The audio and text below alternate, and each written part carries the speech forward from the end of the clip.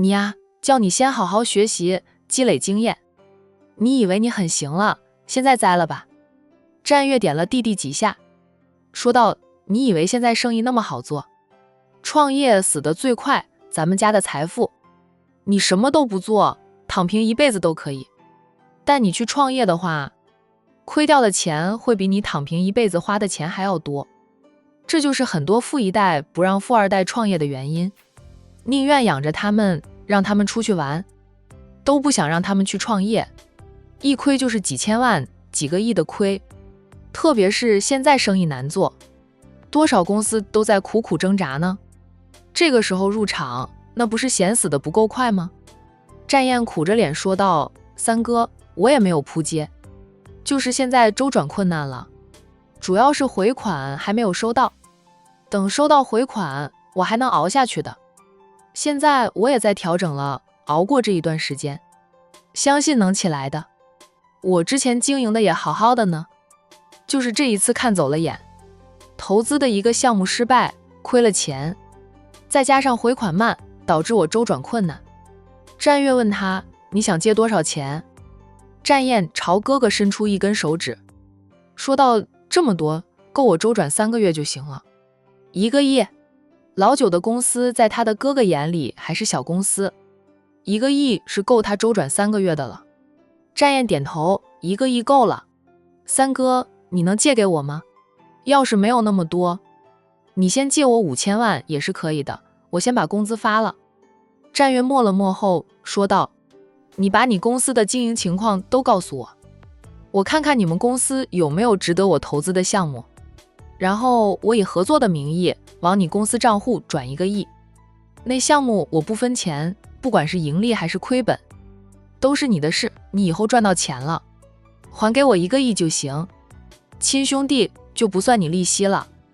战燕连连点头，哥，我回去将公司现在进行中的项目方案全都拿过来给你看看，你随便挑个投资给我打钱就行，等我缓过来了，赚到了钱，马上就还钱给你，给你算利息都可以，亲兄弟也要算明账，说是投资就不用算利息了，以后遇到困难要跟哥哥们说一声，让大家帮你看看，出点主意解决问题，不要自己乱来，问题大了才来找我们。那时候你都亏到裤穿孔了，真以为商海的船那么好开的吗？随时都有沉没的风险，咱们战氏集团能屹立不倒，既是咱们家财富雄厚，也是哥哥们花了无数的心血打理，才能让战氏集团屹立不倒。就是这样，有时候战氏集团都会有项目亏本的，不过是战氏集团根基厚，亏一点不会伤元气。战燕说道：我不敢说，是怕哥哥们骂我，你们都劝过我的，说我年轻还没有经验，容易栽，被人算计，我听不进去，一心想做出成绩来，想让所有人刮目相看。我战九少凭着自己的努力，也能闯出一番天地，一点不输于哥哥们的，不会给哥哥们丢脸。说到后，战燕的声音小了很多，因为他目前失败了，都要跟哥哥借钱来周转。战月看着弟弟半晌，拍了拍他的肩膀，说道：老九，其实你着急想证明自己，三哥能理解的，你这样的想法，三哥曾经也有过。他叹口气，谁叫咱们上面的哥哥们都太优秀了呢？而且哥哥们进入社会比他们早，哥哥们做生意时，市场还没有现在这么难做，可不是吗？哥哥们太优秀了，我压力山大，别人总以为我是家里最小的，大家都疼我爱我宠着我，我就是什么都不做也有花不完的钱，没有人知道我压力山大，做每一件事容易被人拿来和哥哥们做对比。读书的时候是那样教过我的老师，很多时候也是教过哥哥们的，我成绩差一点都会被人拿出来说我的哥哥那么优秀，我咋这么笨呢？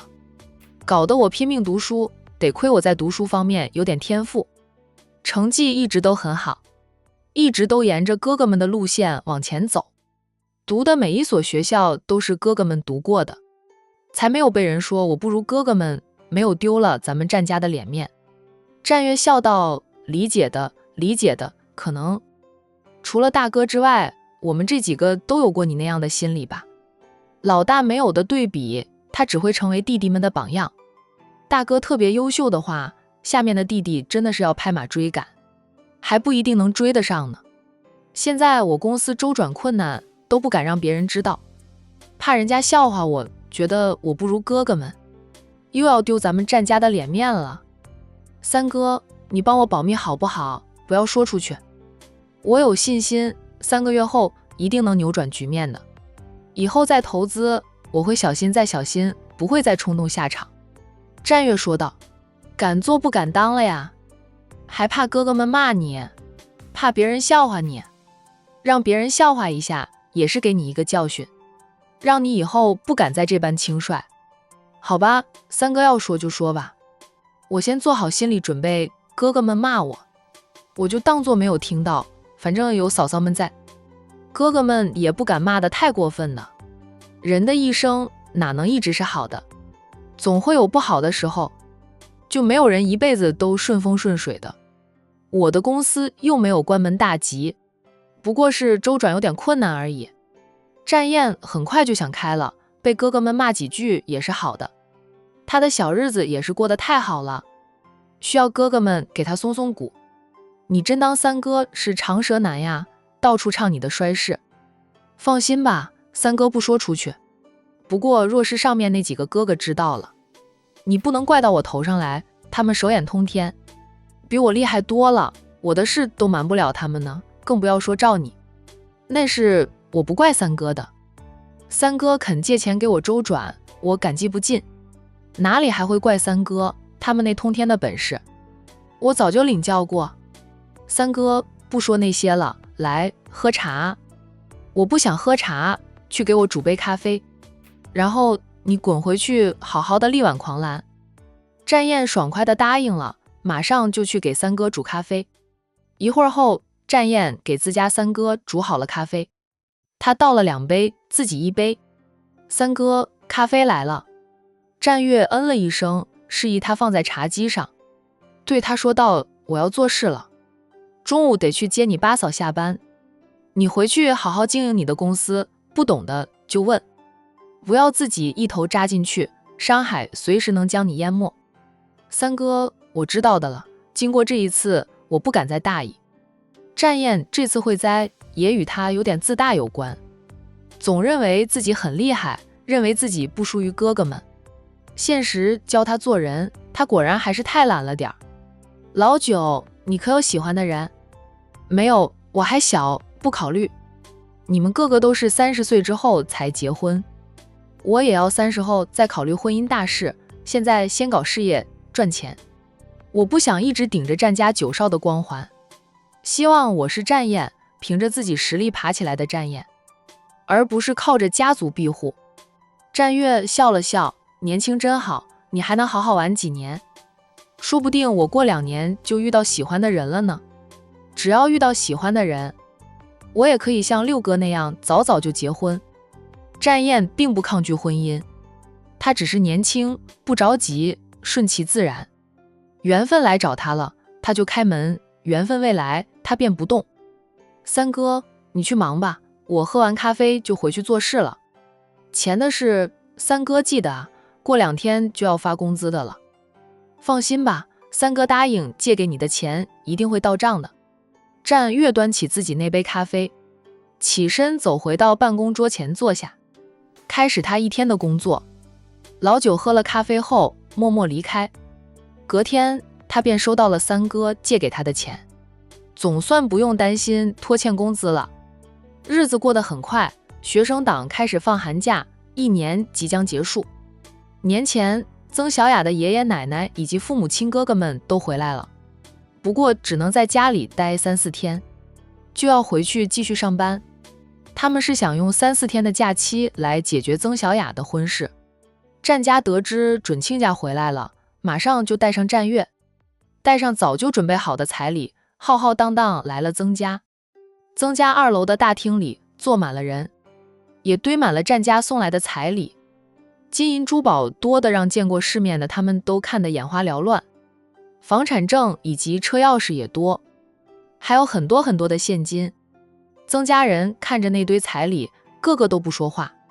他们不说话，三太太可紧张了，连忙问着曾太太：亲家，是不是我们家准备的彩礼不够？还缺什么？我们马上回去准备，绝不会委屈了小雅。别人有的，咱们小雅都要有；别人没有的，小雅也要有。老太太也对曾老太太说道：是呀，还缺什么？你们尽管开口，我们都会想办法筹备的。没有的事。曾太太连忙说道：我们是觉得这彩礼太多了点儿。三太太松口气，原来是觉得彩礼过于丰厚呀，吓死她了，还以为是缺什么。她笑道：不多的，我几个儿媳妇进门，我都是准备着一样价值的彩礼，没有偏向谁，都是一样多。老八自己掏出来的，那就是他的，我不知道他有多少，反正他当婆婆的一视同仁，不管哪个儿媳妇进门，他都准备一样的彩礼。曾太太和婆婆交换了一下眼神，婆媳俩想得到战家送过来的彩礼不会薄，但没想到会那么厚。这些彩礼的价值都能追得上整个曾家的所有家产了，不愧是首富家呀，出手就是大方。不过战家这般大方也是看重小雅的表现，曾家人本就对战月很满意，现在更加的放心，相信小雅嫁入战家会幸福的。曾小雅悄悄碰了一下身边的男人，小声问他：你这是给我准备了价值多少的彩礼？太多了。不多，你值得，我自己掏出来的有1个亿，我妈、我奶奶、伯娘他们添了些，我想所有彩礼加一起应该就几个亿吧。